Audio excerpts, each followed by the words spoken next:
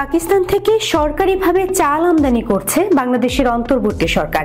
আজ মঙ্গলবার trading corporation of Pakistan TCP ও খাদ্য অধিদপ্তরের মধ্যে আতপ চাল আমদানির বিষয়ে সমঝোতা স্মারক স্বাক্ষরিত হয়েছে। খাদ্য মন্ত্রণালয়ের সম্মেলন কক্ষে টিসিপির চেয়ারম্যান সৈয়দ রাফি ও বশির শাহ এবং খাদ্য অধিদপ্তরের মহাপরিচালক মোহাম্মদ আব্দুল খালেক নিজ নিজ পক্ষে সমঝোতা স্মারকে সই করেন।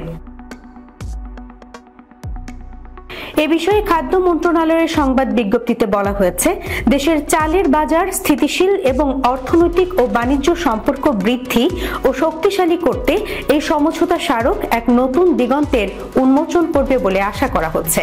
খাদ্য সচিব মোহাম্মদ মাসুদুল হাসান, পাকিস্তানের বাণিজ্য মন্ত্রণালয়ের স্পেশাল সেক্রেটারি শাকিল আহমেদ মাংনেজো, বাংলাদেশের পাকিস্তানের হাই কমিশনার সৈয়দ আহমেদ মারুফ এ সময় উপস্থিত ছিলেন।